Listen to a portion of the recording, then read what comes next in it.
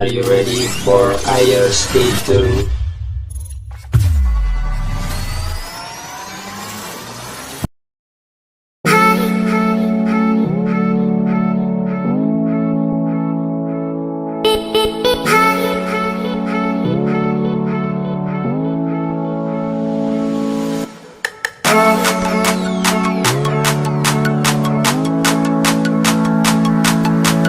Konsentrasi Quality and Reliability Engineering.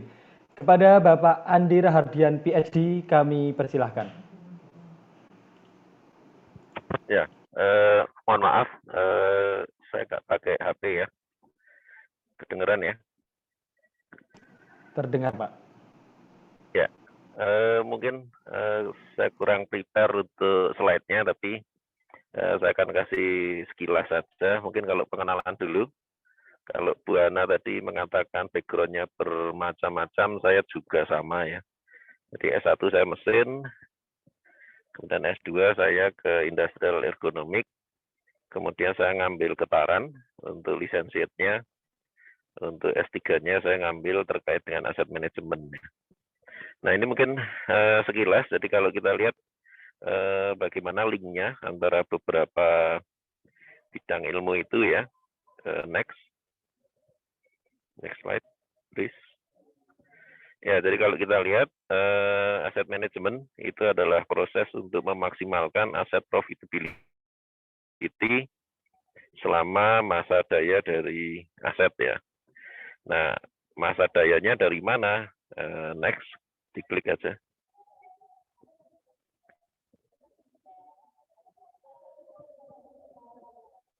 Next slide mungkin.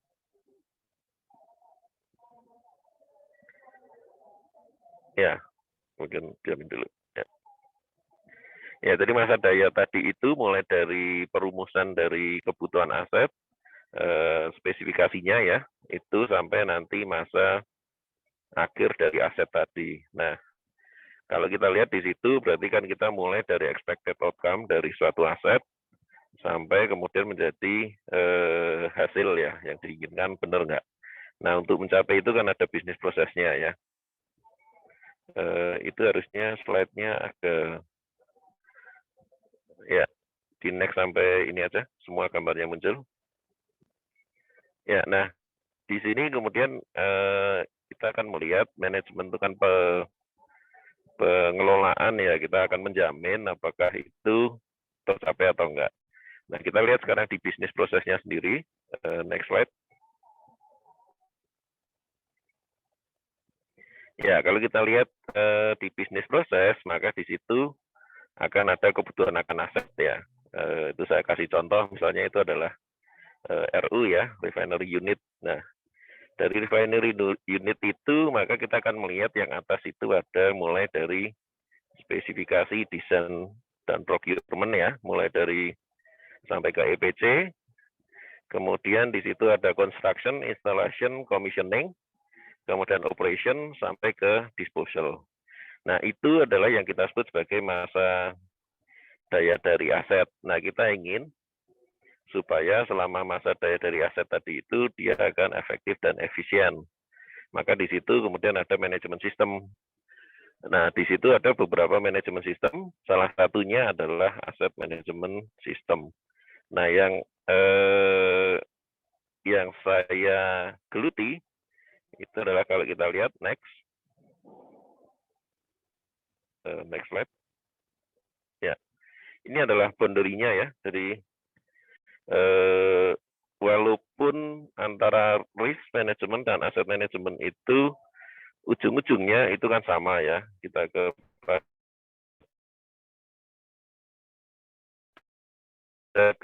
efisien. Nah, ketika tataran bawah itu akan saling overlap. Jadi ada yang kalau bidang saya lebih ke arah ke aset manajemennya, tapi nanti suka nggak suka itu akan nyinggung ke risk manajemennya juga ya. Tapi untuk saya sendiri saya akan banyak fokus sebenarnya ke aset manajemennya. Oke, next. Nah, itu adalah kurang lebih skopnya ya. Jadi mulai dari beberapa tuh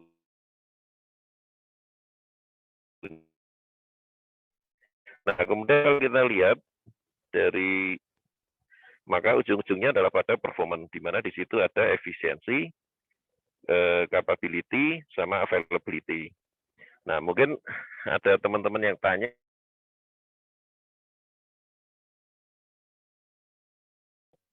saya dulu S2-nya ketara S2 System Availability, kalau kita breakdown itu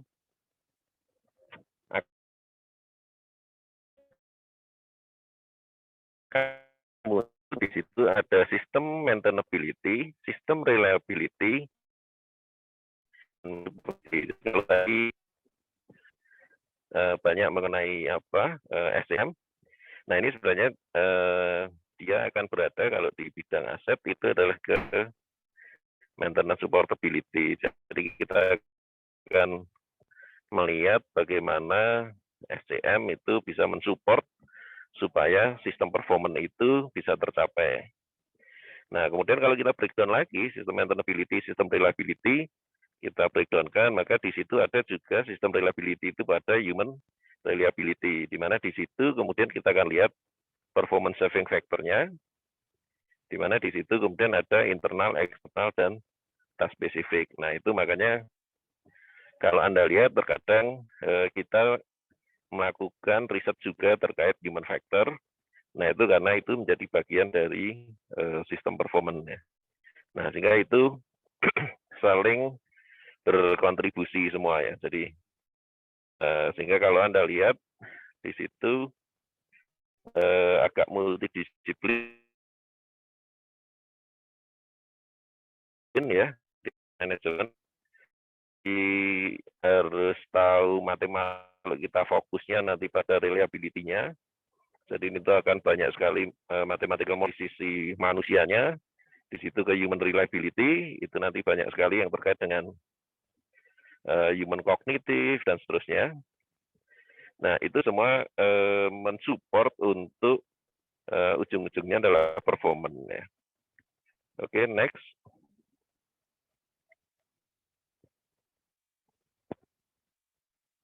Nah, yang terakhir ini kami lakukan itu adalah terkait dengan data mining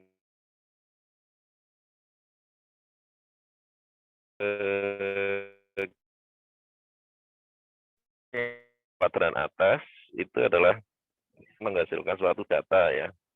Apakah datanya diambilkan dari PLC-nya ataukah dari database yang lain. Nah, yang jadi masalah adalah bagaimana data tadi itu digunakan oleh decision maker untuk mengoptimalisasikan aset ya. Di mana decision maker di situ itu ada maintainer, operator, manager, engineer, ataupun spesialis-spesialis yang lainnya. Nah, karena tidak bisa langsung digunakan oleh decision maker, maka dari data ini next dibaca saja. Ya, nah dari itu mengeluarkan big data yang biasanya akan disimpan di platformnya ya, di sistem SAP kita ataukah di sistem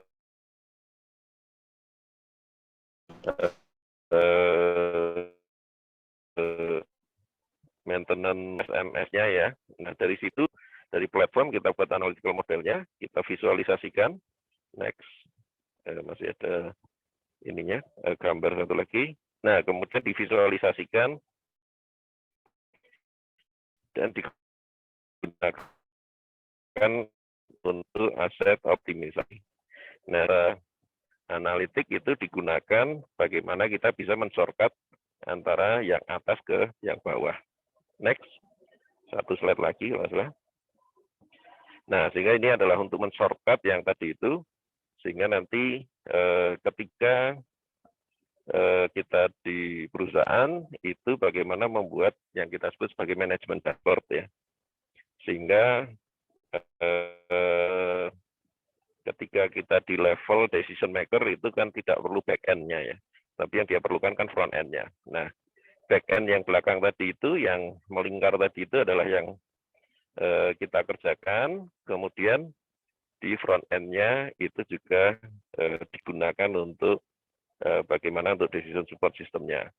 Nah, tentu saja di situ akan banyak ya. Jadi bagaimana dari sisi ergonomi muncul gitu kan. Misalnya kalau level manager kan nggak mau, dia tahu data-data yang susah ya.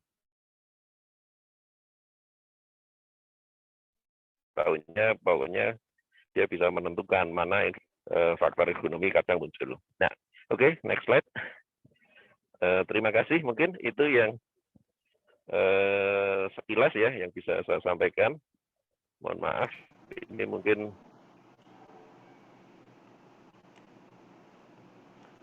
Baik. slide-nya karena dikejar Bu Fitri tadi saya cuma punya 10 slide ya, mudah-mudahan bisa dapat gambaran lah apa yang saya lakukan. Itu aja mungkin, makasih. Baik, terima kasih. Baik, terima kasih Pak Andi atas pemaparannya. Ada pertanyaan ini Pak dari teman-teman peserta. Mohon izin saya bacakan ya Pak. Selamat siang Pak, ingin bertanya untuk apakah ada peran data mining untuk menentukan human reliability atau performance perusahaan? Terima kasih.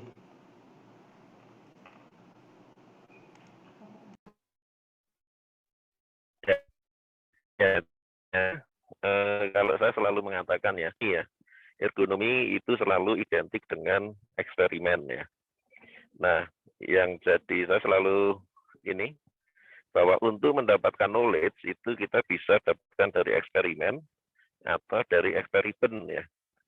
Jadi kalau eksperimen kita melakukan di lab dan seterusnya, tapi kalau eksperimen itu pendino ya. Kalau tiap hari kita dapatkan data, itu kita bisa menarik kesimpulan juga. Artinya apa? Di ergonomi ataupun untuk meningkatkan performa perusahaan, kita kan sudah punya database ya. Jadi gampangnya saya selalu kasih contoh bagaimana dari data yang ada itu diolah jadi knowledge. Nah, sama kita bikin Indomie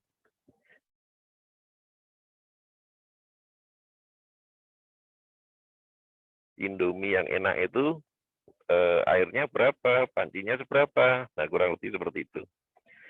Ya, jadi data mining akan banyak digunakan ya. Jadi kita akan lihat tren sekarang adalah kita cari data dari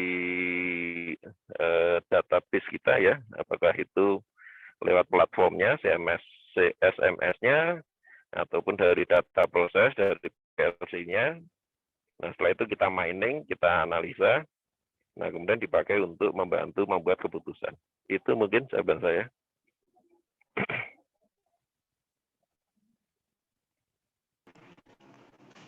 Baik, Terima kasih. Jelas.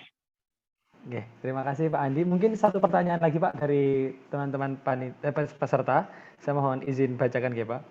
Selamat siang Pak. Izin bertanya, untuk aset manajemen ini juga akan berhubungan dan bersinggungan dengan desain produk Pak? Terima kasih. Ya, jadi kembali lagi, ketika kita bicara aset, itu kan produk life cycle-nya itu dimulai dari desain requirement ya. Jadi malah justru dari apa sih kita pengen melakukan proses bisnisnya. Nah, desain produk itu menjadi penting ketika akan menentukan mulai dari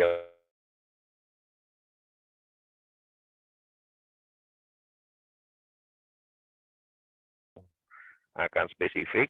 Nah, intinya semakin kita mundur ke belakang dari tahapan proses cycle-nya ya, semakin kita mundur ke belakang, maka perubahan akan semakin sulit dan biaya akan semakin mahal. Jadi kalau kita lihat di siklusnya tadi itu. Nah, sehingga di sini di beberapa aset manajemen untuk istilahnya AIM ya, Asset Integrity Management System, itu sekarang kalau sebelum kita bicara pada di awal ya. Jadi karena ketika tahapan EPC, Engineering Procurement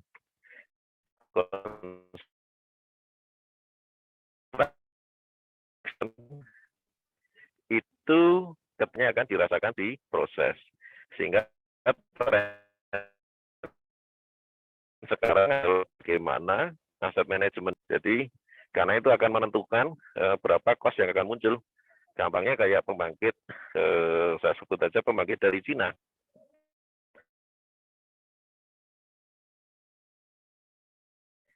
Itu kesalahan di proses atau terjadi karena di level desain. Ya, sehingga ketika kita bicara aset manajemen itu ya mulai dari, kalau kita bicara manusia, mulai dari kita berpikir untuk pengen punya anak,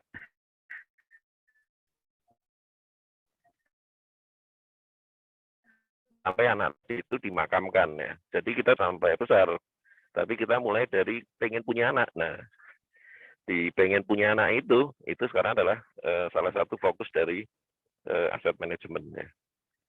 Itu ya, jadi cakupannya dari ujung sampai ujung kalau aset manajemen. Isunya tentu saja beda-beda nanti. Gitu. Ya, mungkin bisa membantu sedikit jawabannya. Baik, terima kasih Pak Andi atas jawabannya. Ya. Oke. Terima kasih Bapak Andi Rahardian PhD atas pemaparannya. Ya, makasih.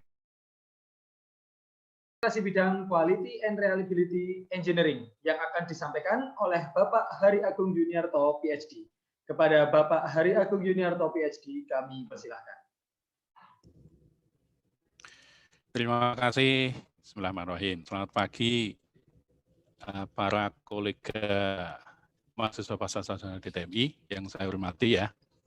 Nah, sekarang saya izin share screen sesuai yang di request. Nah, maka saya akan menyampaikan beberapa research topic yang available.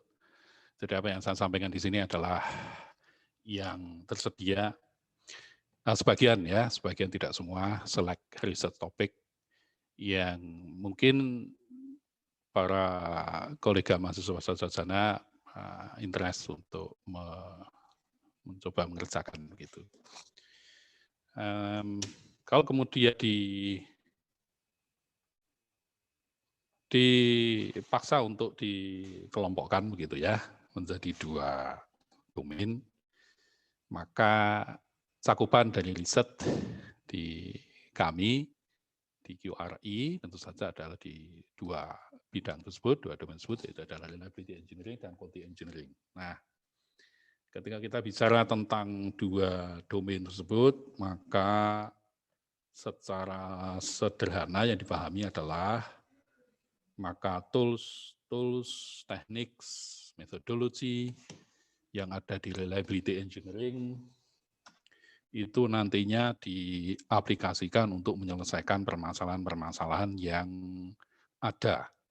Nah, permasalahan yang ada itu ada di mana saja, sesungguhnya cakupannya menjadi cukup luas ya ketika kita akan menerapkan reliability engineering approach atau menggunakan pendekatan reliability engineering approach untuk menyelesaikan permasalahan. Contohnya adalah yang ada di supply chain, misalkan supply chain sistem rantai pasok, misalkan begitu ya. Ketika kemudian kita ingin mendesain sistem rantai pasok yang handal begitu ya. Di antaranya adalah ketika kita menentukan critical echelon di mana saja yang memberikan kontribusi untuk sukses atau tidak suksesnya suatu rantai pasok, maka hal itu bisa kita pakai reliability engineering. Demikian pula aplikasinya RE di operation management. Ya. Contoh nyatanya adalah misalkan kita ingin menentukan ada istilah bad actors begitu ya, critical component gitu ya, yang ada di sebuah pabrik misalkan. Nah, maka kita bisa menerapkan reliability engineering. Demikian pula ketika kita terapkan RE di project management misalkan untuk menentukan critical path misalkan ya. Maka hal itu sebetulnya applicable pula. Dan yang banyak topik muncul, contohnya ya itu adalah di EMS atau Energy Management System. Bagaimana kita bisa menyusun EMS itu menjadi efektif. Contohnya menjadi banyak sekali ketika kita melakukan riset yang kaitannya dengan EBT misalkan ya. Hari ini kita bisa membumikan RE untuk EMS misalkan di BESS, BESS, Battery Energy Storage System misalkan ya, yang nantinya diaplikasikan salah satu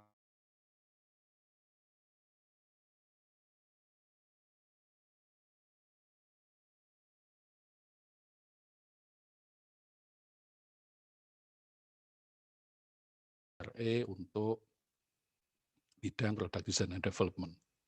Misalkan menentukan critical design factors. Dan juga safety. Ya, nah ini dia. Safety integrity level. Jadi ketika Anda nanti berkarya misalkan,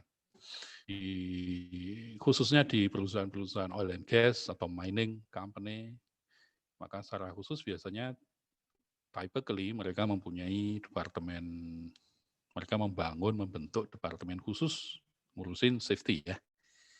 Terminologinya bisa macam-macam, nomenklaturnya bisa macam-macam, biasanya disebut dengan safety department atau sejenisnya begitu. Nah di situ sesungguhnya kan Anda mendesain dan tentu saja menganalisa ya kegiatan produksi di tempat Anda bergerak tersebut, di company tersebut agar safe begitu. Nah, maka pendekatan reliability engineering itu applicable untuk misalkan menentukan safety. Kemudian pula ketika kita menerapkannya ke RE itu menggunakan ke root cause failure analysis. Kalau di teman-teman prodi mesin begitu ya, mereka sudah terbiasa dengan metodologi failure analysis begitu.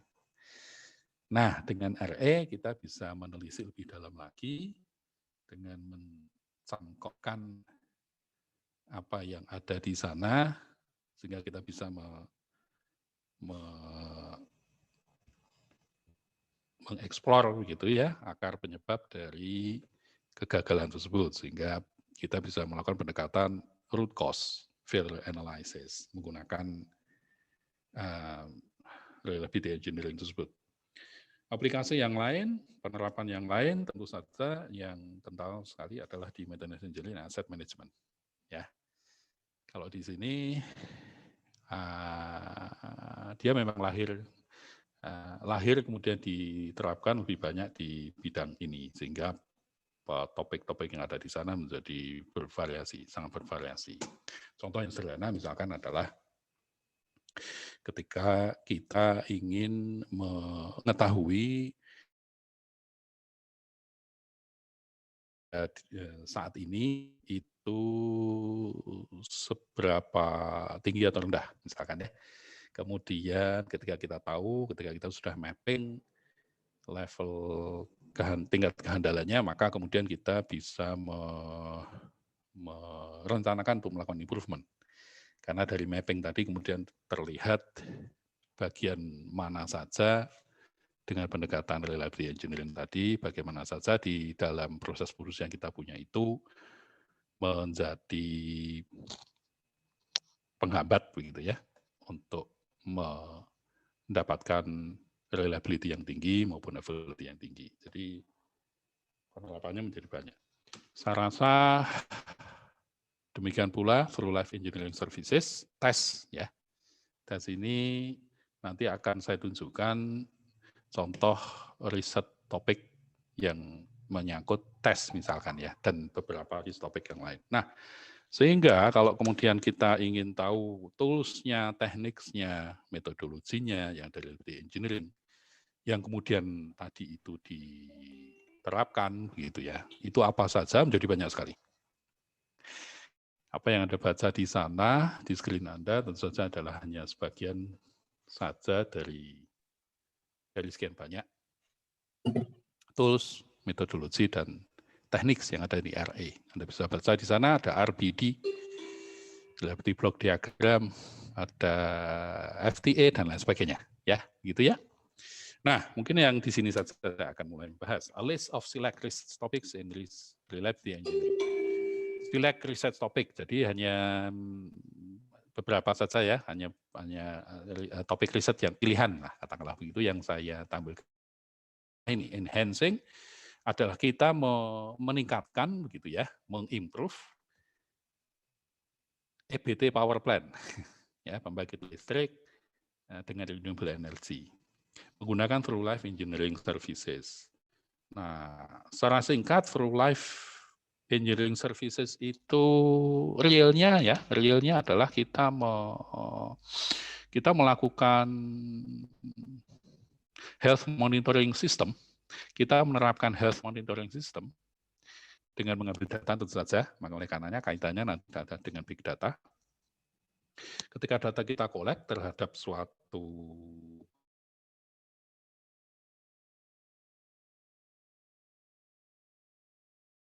produksi itu, maka data itu kemudian digunakan, diolah, kemudian digunakan untuk sejak awal, jadi untuk proses desain dari sistem tersebut. Kalau sistem tersebut berupa unit equipment, berarti di data-data tanda petik kesehatan akan equipment tersebut digunakan untuk proses desain ulang nantinya untuk improvement dari equipment tersebut, sampai dengan nantinya menentukan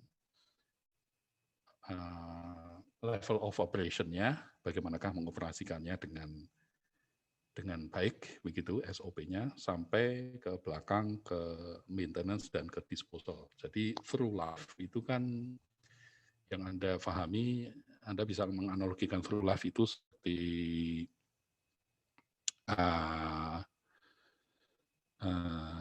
lifetime ya, lifetime suatu produk atau life cycle ya. Lifetime itu kan berarti dari lahir sampai mati kan gitu ya.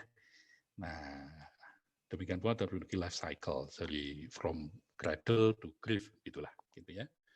Maka through life engineering services itu kita mendevelop bisnis. Jadi ini semua adalah bisnis model, diawali dari sebuah bisnis model gitu ya. Bagaimana bisa menciptakan suatu produk sekaligus mengoperasikannya dengan benar dan memaintainnya dengan benar sampai dengan nanti melakukan disposal. Jadi hari ini contohnya Rolls-Royce itu sudah menerapkan tes. Jadi dia membuat produk sekaligus menyewakan dalam arti dia mengoperasikannya pula. Jadi bisnisnya merambah ke operation and maintenance. Ya. Dan bisnis yang berikutnya dia lakukan adalah memaintain sekaligus mendisposal. Jadi tidak hanya membuat produk kemudian menjual selesai, itu tidak, tapi juga melakukan O&M. Konsepnya adalah seperti itu. Nah, ini diterapkan untuk EBT. Seperti itu. Yang topik ini secara khusus akan diterapkan di wind farm yang ada di Sidrap, ya, di Sulawesi Selatan. Kemudian contoh yang lain adalah sustainability design of Salak geothermal power plant, perancangan, ya, kehandalan sistem dari pembangkit listrik panas bumi yang ada di Gunung Salak sana, menggunakan metodenya adalah menggunakan ini dan itu. Ini adalah reliability block diagram dan common cost failure. Nah, topik ini disupport oleh PT Sta Energy.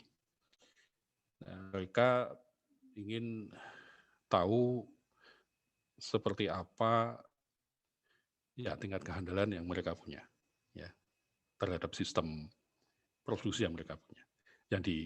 Yang berisi tentu saja equipment yang relevan terhadap power plant, geothermal power plant. Sehingga metodologinya, tools-nya itu adalah itu dia ya, RB dan CCF. Seperti itu. Contoh yang lain lagi riset topiknya ini adalah penjelasan singkat tentang sistem yang ada di sana. Oh, ini sudah habis ya? Betul ya? Iya Pak, mohon maaf Pak Hari. Oh, oke, Waktunya baik. sudah Ya, habis. Ya sudah. Terima kasih kalau begitu. Waktu banyak. Ya baik, terima kasih. Saya akan akhiri. Kalau ada pertanyaan, jika kemudian sebentar, masih banyak ya. Jika kemudian ada pertanyaan banyak, bisa di-emailkan ke saya jika lebih nyaman untuk melakukan dengan cara itu. Silakan. Terima kasih. Terima kasih Pak Hari atas pemaparannya. Ini ada pertanyaan Pak dari teman-teman peserta. Saya izin membacakan pertanyaannya nih Pak. Terima kasih, silakan. Pak, izin bertanya, untuk menguji keandalan atau kualitas suatu sistem, apakah perlu membuat model simulasi pengujian kualitas? Terima kasih. Ya, jadi itulah di contohnya adalah ketika Anda tertarik untuk mengerjakan riset topik bersama PT Star Energy, misalkan begitu ya, yaitu menghitung keandalan, maaf, menghitung keandalan power plant, geothermal power plant yang mereka punya, maka Anda mesti membuat model dari sistem tersebut, yaitu menggunakan reliability block diagram. Jadi jawabannya adalah ya, dan tools-nya, metodologinya adalah RBD. Di lab kita itu ada software yang commercial software yang hari ini sangat populer, ya, sangat populer di industri. Jadi banyak industri yang pakai, yaitu adalah produk dari Realisoft, yaitu softwarenya adalah BlockSim. Dengan BlockSim Anda bisa memodelkan sistem tersebut. Ya, demikian. Terima kasih.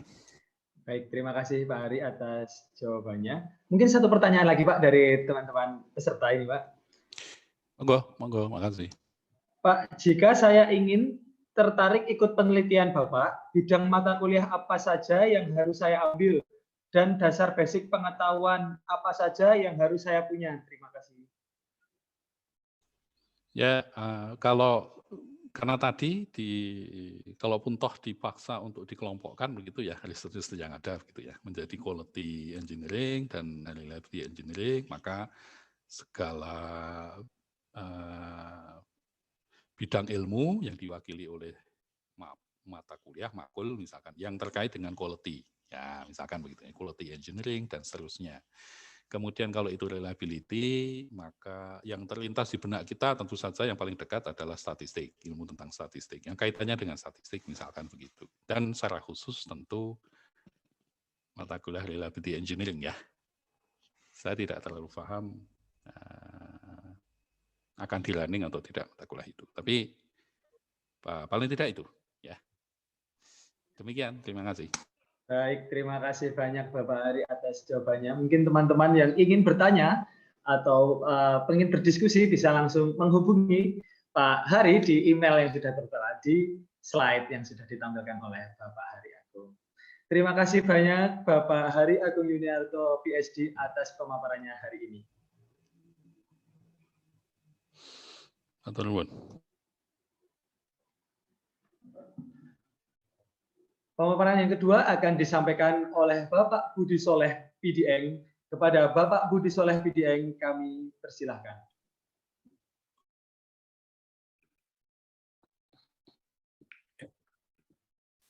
Baik, terima kasih. Assalamualaikum warahmatullahi wabarakatuh. Waalaikumsalam. Ya, sebentar ya. Oke, berkaitan dengan research interest saya, jadi sebelumnya perkenalkan, nama saya Budi Soleh Wibowo. Sedikit perkenalan singkat, yaitu saya lulus dari S1 Teknik Industri UGM tahun 2004, kemudian melanjutkan program dual degree ya di UI dan NTUST Taiwan. Setelah itu melanjutkan program doktoral di Eindhoven University of Technology atau TU Eindhoven. Lulus tahun 2014, kemudian juga sempat bekerja di industri. Saya sempat melakukan intern di Coca-Cola di Cibitung, Bekasi waktu S1, kemudian setelah selesai S3 sempat bekerja sebagai konsultan di logistik, kemudian pindah ya ke Bausch & Lomb, perusahaan healthcare di Belanda juga, sempat bekerja selama kurang lebih 1,5 tahun. Jadi kurang lebih experience saya di industri ada sekitar 4 tahunan gitu ya totalnya. Nah, ini membuat posisi saya cukup unik dalam riset gitu. Jadi kalau misalnya mungkin sebagian dosen-dosen lain ada yang fokus di bagian metodologi, nah riset saya kebanyakan fokusnya berbasis problem, gitu. Jadi problem based.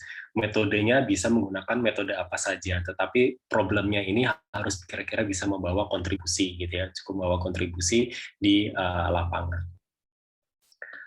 Nah, sesuai dengan background saya, gitu ya, riset interest saya terdiri dari interseksi 3 bagian ini, gitu. Yang pertama adalah supply chain management, kemudian digital teknologi dan emerging markets, gitu. Terutama dengan kaitannya externalities dari ketiga hal ini ya, interaksi dari ketiga hal ini. Jadi bagaimana dampak dari digital teknologi pada supply chain management di emerging markets. Misalnya kalau zaman sekarang muncul e-commerce, kemudian ada on demand delivery dan sebagainya gitu ya. Nah, bagaimana digital teknologi ini bisa berdampak pada supply chain management khususnya di emerging markets di Indonesia. Nah, yang saya lihat itu adalah utamanya adalah externalities dari ketiga interaksi ini. Apa itu externalities? Yaitu hal-hal yang tidak diharapkan yang muncul dari 3 interaksi ini dan bagaimana kita bisa mengatasi hal-hal yang tidak diharapkan tersebut. Salah satu contohnya misalnya adalah dengan muncul kalau misalnya dulu kita di S1 mungkin belajar adanya lean management gitu ya, kita berharap semua mudah atau semua sampah itu tidak ada, zero inventory, zero lead time, kemudian utilisasi harus di-full-kan semua, tidak boleh ada yang sia-sia gitu, lean practice. Nah, sebenarnya telah membawa apa yang disebut dengan over efisien gitu ya dalam perusahaan. Sehingga ketika pasarnya berubah, ketika ada perubahan dalam demand ataupun supply, perusahaan banyak yang tidak mampu catch up karena mereka tidak punya fleksibilitas untuk untuk meng-catch up perubahan tersebut karena mereka terlalu efisien tadi gitu. Nah, ini terlihat gitu misalnya contoh pada saat COVID-19 kemarin itu perusahaan-perusahaan besar seperti misalnya manufaktur perusahaan besar ya di seperti Toyota dan kawan-kawan lainnya gitu ya yang menerapkan lean dengan sangat kokoh ketika terjadi COVID-19 ini mereka tidak siap gitu ya sehingga banyak sekali kerugian-kerugian atau kehilangan momen-momen besar pada saat market atau pasarnya berubah. Nah, sehingga bagaimana kita bisa meningkatkan agility dan flexibility dengan tetap menerapkan tetap menjaga cost efisiensi dari usaha kita. Ini yang pertama adalah over efficient. Yang pernah saya lakukan di bidang ini untuk melihat over efficient ini pernah saya terapkan dalam disertasi S3 saya. Kaitannya dengan di pabrik kimia gitu. Salah satunya adalah di pabrik kimia ini ingin utilisasinya tinggi gitu ya sehingga mereka menjadwalkan dengan sangat padat gitu ya menjadwalkan kedatangan truk dengan sangat tinggi sehingga muncul antrian yang cukup besar gitu.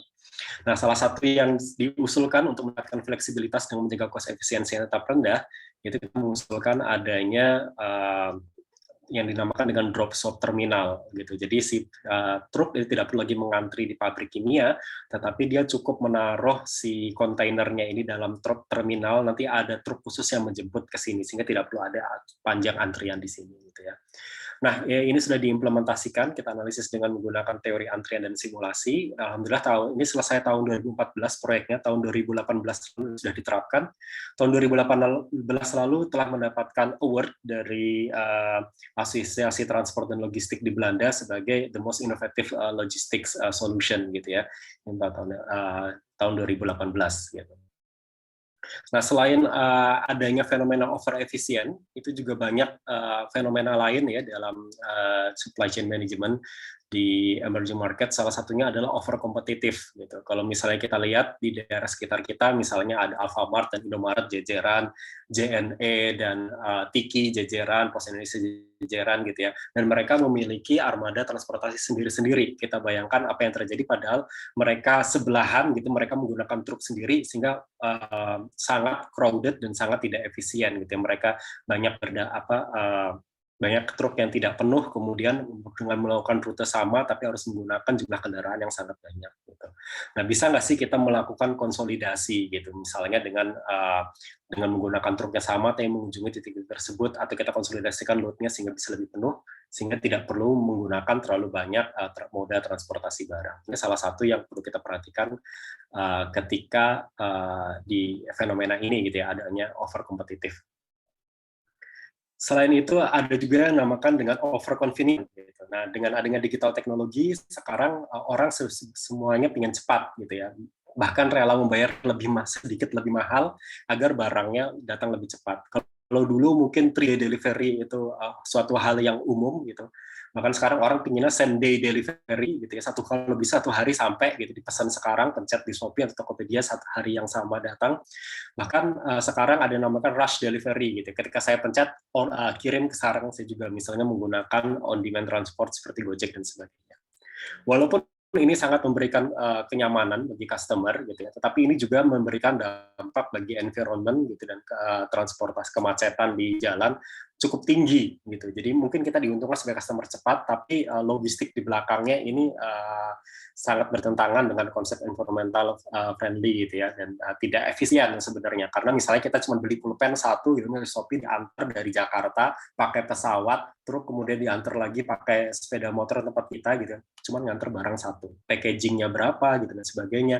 Ini banyak sekali tidak diperhatikan demi kepentingan si customer, gitu ya. Nah, ini ada over convenience. Salah satu yang kita perhatikan adalah bisa nggak sih kita mempengaruhi perilaku dari si customer, gitu. Jadi kalau orang dulu banyak berbicara tentang green logistik, itu yang disuruh green itu adalah si distributornya ataupun si manufacturernya. Sekarang bisa nggak sih kita mengubah si behavior si customer ini? Misalnya mau nggak kita beri insentif mereka untuk menunggu lebih lama, misalnya tidak harus hari itu, misalnya menunggu hari esoknya baru datang, tapi diberikan insentif tertentu. Apa insentifnya, itu yang sedang kita riset, gitu ya.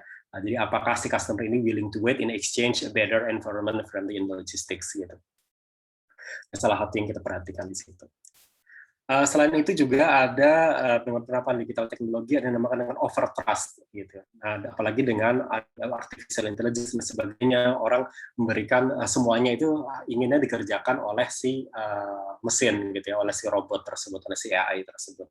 Nah, salah satu yang kita perhatikan di sini ternyata peran manusia itu juga memiliki peran yang cukup penting, gitu ya, dalam planning, dalam supply chain management. Jadi tidak bisa semuanya kita serahkan kepada robot, karena robot hanya bisa mengenali apa yang sudah terjadi sebelumnya, tidak punya intuisi untuk melihat bagaimana situasi akan berkembang di masa depan.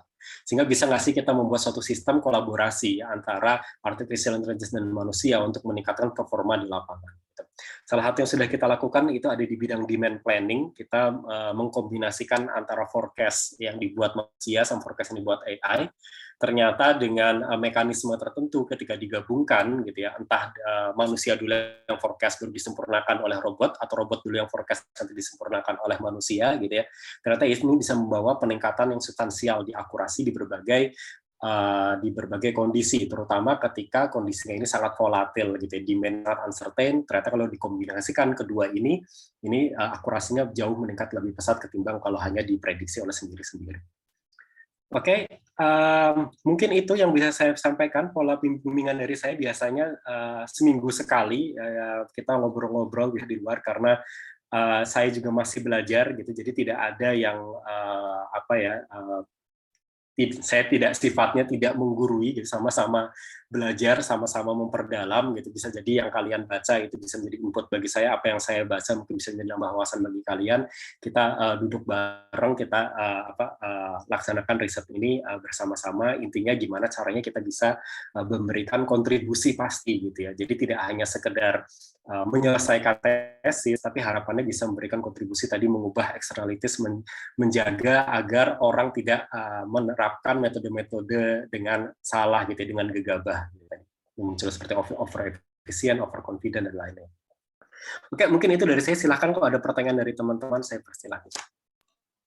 Baik, terima kasih banyak Pak Budi atas pemaparannya. Mungkin ada satu pertanyaan Pak dari teman-teman peserta, saya mohon izin bacakan ya, Pak. Silakan. Jika saya ingin bimbingan dengan Bapak, kira-kira mata kuliah apa ya Pak yang sebaiknya saya ambil? Terima kasih. Ya, yang jelas teknik rantai pasok ya, supply chain management itu jelas ya, bisa kalian gunakan. Kemudian antara kalau programming kan jelas ya sudah jadi mata kuliah wajib. Mungkin simulasi ya, pemodelan simulasi lanjut itu juga bisa membantu untuk ini kalau riset bersama dengan saya gitu. Baik, terima kasih Pak Budi atas jawabannya. Satu pertanyaan lagi Pak. Oke, silakan. Teman-teman. Jika saya ingin bimbingan dengan Bapak, topiknya apakah ditentukan atau saya bisa menyampaikan ide saya sendiri, Pak? Dua-duanya bisa gitu. Jadi kita di grup riset yang saya bimbing itu biasanya sudah ada peta ya, peta bagaimana kita akan melakukan riset gitu. Tapi peta ini selalu kita sempurnakan setiap tahun sehingga tidak menutup kemungkinan ketika misalnya ada ide-ide baru dari teman-teman sekalian untuk melengkapi peta tersebut, itu kita sangat welcome. Tapi tentunya harapan saya tidak terlalu jauh dengan topik yang tadi saya sampaikan gitu ya. Jadi antara di supply chain, intinya sih irisan antara digital teknologi, supply chain management, dan khususnya aplikasinya di emerging markets. Gitu. Baik, Pak. Terima kasih. Ada satu pertanyaan lagi, Pak, ternyata. Oh, boleh, silakan, santai. Selamat siang, Pak Budi. Saya ingin bertanya, ya. Rantai pasok itu apa bisa diselesaikan dengan programming, dan programmingnya dengan program apa nih, Pak? Terima kasih. Sekali lagi, metode itu bebas ya, tergantung masalahnya. Jadi bukan kalau kalian datang ke saya dengan mengatakan, Pak, saya ingin mengaplikasikan data mining dan sebagainya, terus terang saya bingung gitu. Atau mengaplikasikan meta heuristik dan sebagainya, mungkin saya bukan orang yang tepat. Gitu. Kalau basisnya adalah metode yang di pikiran kalian, mungkin lebih tepat misalnya meminta bimbingan yang lebih expert dari saya itu ada Bu Yun, ada Pak Rifai gitu ya. Nah, silahkan mungkin bertemu dengan tersebut. Tapi kalau yang kalian sampaikan kepada saya adalah problem gitu ya. Oh, ada masalah seperti ini nih di lapangan, atau ada masalah fenomena seperti apa yang kalian soroti yang mungkin perlu kita perbaiki bersama atau perlu kita selesaikan. Nah, itu mungkin bisa menjadi bahan diskusi dan metodenya baru kemudian ditentukan apa yang paling relevan. Sehingga ya harus open minded gitu ya. Tidak metode dulu yang ada di kepala tapi problem dulu. Metodenya bisa kita pelajari bersama. Dan tenang saja, grup kita cukup solid gitu ya. Jadi bisa saling belajar satu dengan yang lain gitu. Bahkan dari ada yang mungkin dulu butuh programming, ada programming bareng, ada yang butuh simulasi, bisa simulasi bareng di situ gitu. Jadi khawatir untuk masalah metode, fokusnya adalah bagaimana kita bisa tadi ya menyelesaikan masalah real di lapangan dengan kompetisi gitu. Baik, terima kasih banyak Pak Budi Soleh atas pemaparannya hari ini. Sama-sama. Terima kasih pada Bapak Budi Soleh Wibowo, PDX, atas pemaparannya. PhD. Kepada Bapak Insinyur Subagio, PhD, kami persilahkan.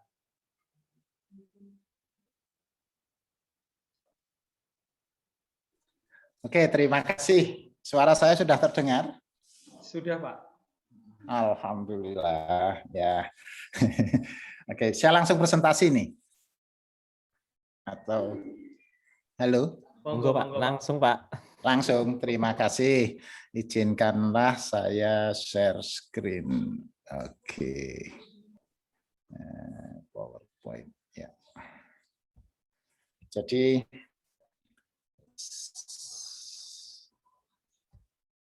saya akan presentasi terkait topik penelitian saya di bidang 3DCE Plus gitu ya.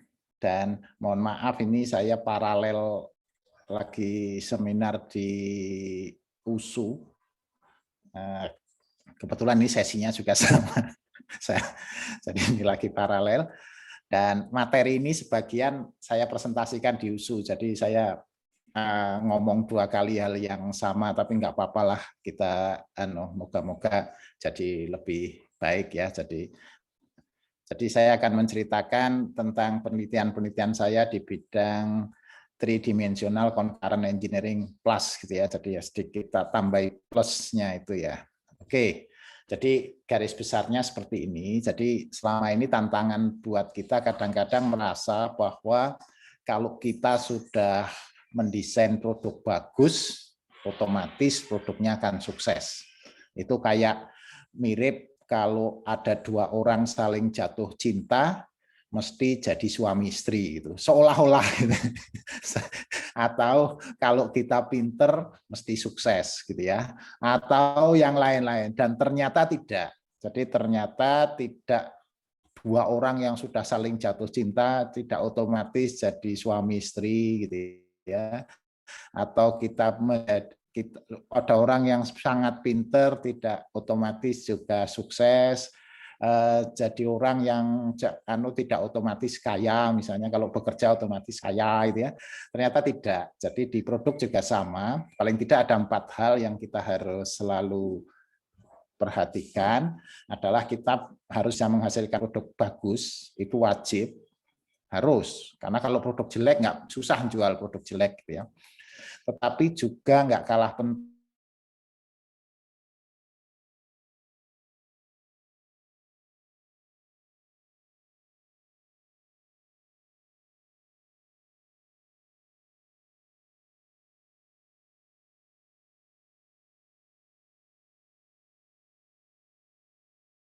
juta, beli mobil 150 juta, misalnya beli Avanza 150 juta, maka orang akan bilang, wah murah banget beli Avanza, padahal harganya lebih tinggi, 150 juta, sementara motor Mio 20 juta gitu ya.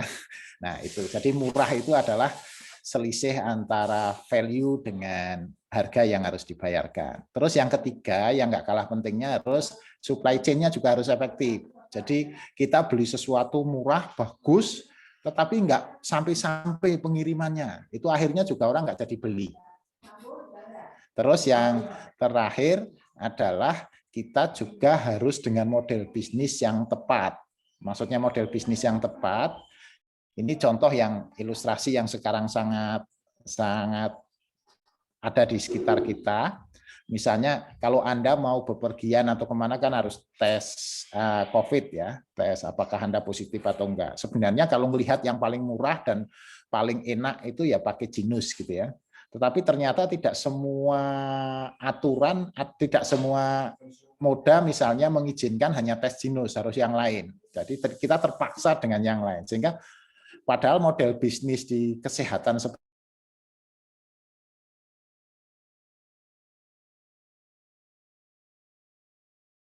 hanya memikirkan produknya, kita juga harus memikirkan produksinya, memikirkan supply chain-nya, memikirkan model bisnisnya. Itu kira-kira yang banyak saya kerjakan adalah di tempat-tempat itu. Dan ini dikerjakan dengan bersama.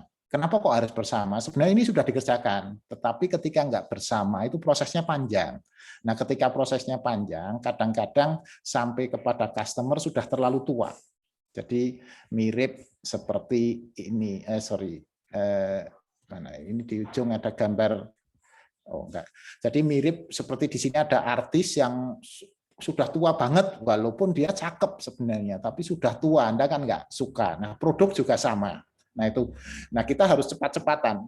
Jadi kita harus segera cepat masuk ke pasar, gitu ya. Kalau terlambat ya sudah orang lain sudah ini. Jadi ketika tahun berapa ya 2000-an awal BlackBerry jualan produk dengan keypad QWERTY, wah keren ini BlackBerry, tidak seperti Nokia yang keypadnya ribet gitu ya. Tapi ketika Nokia bikin E71 ternyata juga akan terlambat. Oh, saya sudah nggak pengen keypad QWERTY lagi, saya sudah pengen layar sentuh misalnya. Nah, artinya apa? Sebenarnya artinya customer requirement juga berkembang. Jadi mengukur apa keinginan customernya seperti apa. Tetapi ketika kita memenuhinya lama, itu sudah berubah. Jadi ketika pagi nyari sarapan, kita pengen banget makan lontong opor gitu ya, terus dibikinin lontong opor, tapi masaknya jadi jam 12, ya sudah terlanjur beli makanan yang lain, selesai. Nggak jadi makan lontong opor gitu ya. Nah itu, jadi kita harus memikirkan menyampainya produk-produk itu dalam waktu yang cepat. Nah, oke, kita bahas satu-satu yang saya kerjakan barangkali dalam waktu yang pendek. Yang pertama, bagaimana kita menghasilkan produk yang bagus dan murah. Maka jadi tidak atau ya, jadi kita tidak ada pilihan beli barang bagus atau beli barang murah gitu ya. Kita harus beli barang bagus dan murah. Nah, itu konsepnya adalah dengan Blue Ocean Strategy. Jadi ada 4 tempat yang kita kerjakan adalah memberi something, create something, rise something, menciptakan sesuatu, menambahkan sesuatu, sehingga nilainya jadi bagus. Tetapi kita juga harus memikirkan mana yang bisa dikurangi atau dihilangkan sehingga harganya murah. Nah, seninya di sana, bagaimana memilih mana yang harus ditambahkan, dinaikkan, mana yang harus dibuang, mana yang harus dikurangi. Tapi customer masih merasa value-nya bagus. Itu cerita tentang menciptakan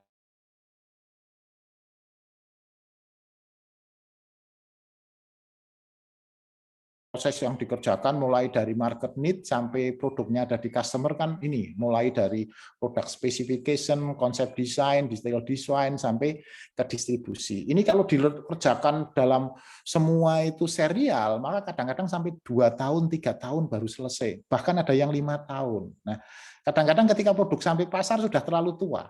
Nah, akhirnya bagaimana mempercepat proses ini? Jadi bagaimana membuat ini menjadi lebih cepat, yang tadinya serial dibikin paralel. Ini yang kita kenal dengan concurrent. Nah, concurrent ini awalnya adalah concurrent product and process design, tapi terus berkembang product, process and supply chain. Karena dalam perkembangannya juga ada industri-industri yang hanya mendesain produk sama mendesain supply chain-nya. Dia tidak mendesain prosesnya diserahkan orang lain. Contohnya yang sangat besar adalah Apple. Apple itu manufakturnya hampir nggak punya dia. Dititipkan di Samsung, dititipkan di Foxconn, di yang lain. Di Indonesia ada Smartfren, itu hampir semua manufakturnya ada di Cina, tapi dia mendesain produknya. Nah, itu yang dia yang harus disiap. Jadi dipercepat. Nah, ada produk, proses, sama supply chain. Jadi ada tambahan lagi. TDC itu adalah bagaimana menggabungkan 3, yaitu product design, proses design, sama supply chain design dalam satu. Jadi ada irisan di sini. Ada irisan adalah 3 hal ini. Ya.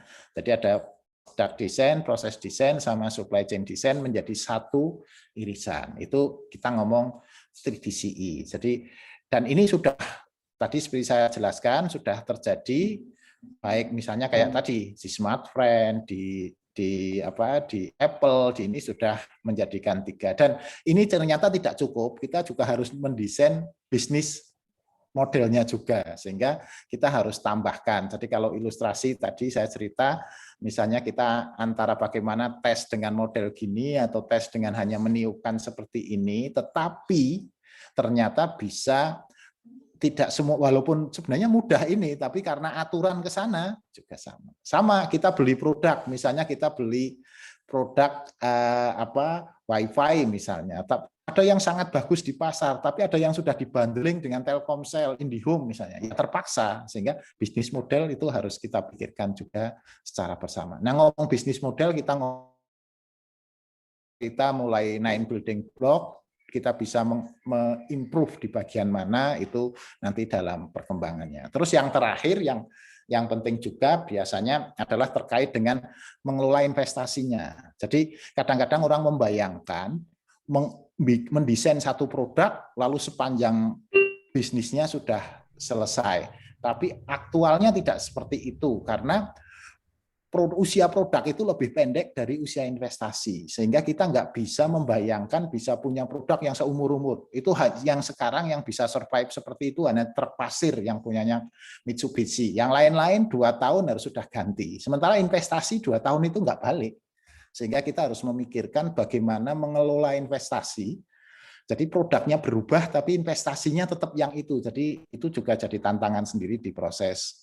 Jadi ini ada contoh-contoh, nanti mungkin akan kalau ada yang bertanya bisa kita bahas, tapi saya ingin menekankan dari 4 itu, maka framework penelitian saya sebenarnya ada di rangka ini. Jadi yang pertama adalah kita ngomong product design, bagaimana mendesain produk, bagaimana menggali need dari customer, bagaimana mewujudkan menjadi produk, proses desain, bagaimana yang need tadi bisa dikonvert menjadi produk dengan murah, terus supply chain desainnya, bagaimana mendesain distribusinya, bagaimana mendesain komponennya dan lain-lain, dan ini semua dalam lingkup juga mendesain model bisnisnya sehingga kita sebut dengan kerangka 3DC Plus.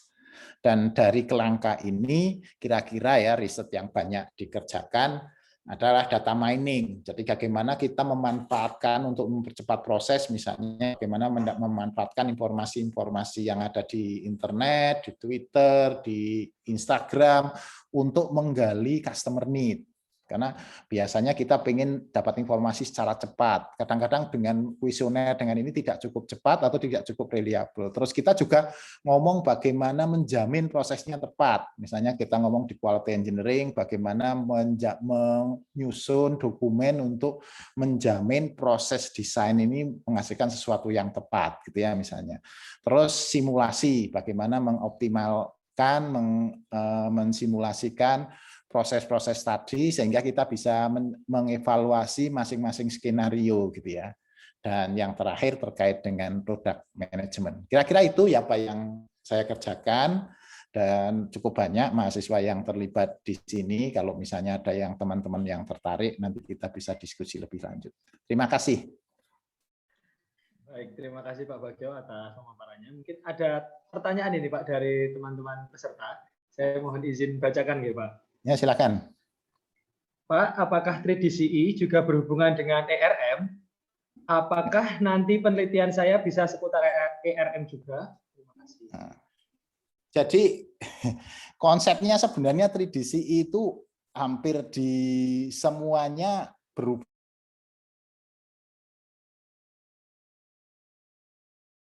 itu sampai bisnis desain.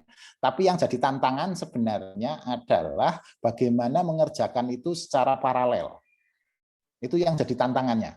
Jadi kalau kita akhirnya kita mengidentifikasi bagaimana efek kalau itu dilakukan paralel. Sebagai contoh kadang-kadang kan oke, kita semuanya dikerjakan bareng, tapi yang terjadi nanti malah nggak terkerjakan. Jadi ibarat Anda bangun rumah, kita kan kalau semuanya dikerjakan bareng, ada yang menggali, ada yang masang atap, akhirnya nggak jadi malah rumahnya, ya kan? Nah itu yang jadi tantangan. Tapi sebenarnya hal-hal itu semua ya mulai dari itu bisa dimasukkan. Tapi poinnya sebenarnya saya lebih tertarik dengan bagaimana mengidentifikasi bagian-bagian yang bisa kita bikin paralel, begitu. Baik, Pak. Tapi kalau jawabannya bisa, jadi mau dari mana bisa. Oke. Baik, Pak. Ini ada pertanyaan lagi, Pak, dari teman-teman. Ya.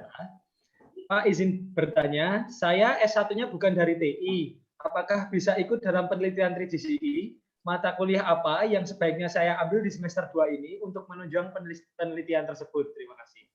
Oke. Sebenarnya kalau walaupun S1-nya bukan dari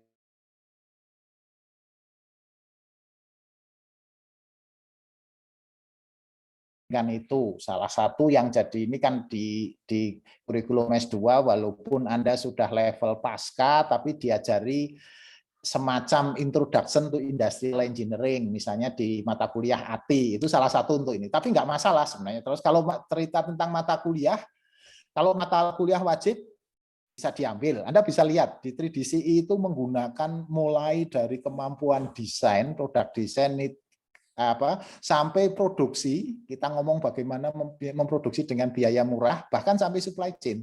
Sehingga sebenarnya apapun kesenangan Anda, apapun hobi Anda, sejauh Anda concern dengan bagaimana mempercepat ide menjadi produk yang ada di pasar, bagaimana mempercepat proses itu Anda bisa ikut terlibat menjadi tim di 3DCE. Terima kasih. Baik, Pak. Satu pertanyaan lagi, Pak, dari teman-teman peserta. Pak, apakah fokus penelitian Bapak mengenai 3DCE Plus lebih condong ke arah produk desain? Terima kasih. Oke. Yang jelas lebih condong ke arah produk design and manufacturing rather than begitu senang dengan yang bagian marketingnya. Saya lebih senang ke bagaimana ke bagian produk design and manufacturing-nya. Jadi ke produk dan manufakturnya, tetapi memang kita nggak mengabaikan aspek market, kita nggak mengabaikan aspek-aspek yang lain. Begitu. Baik, Pak Bagio, terima kasih banyak atas jawabannya. Oke. Terima kasih banyak Bapak Insinyur Subagio PhD atas pemaparannya hari ini. Terima kasih.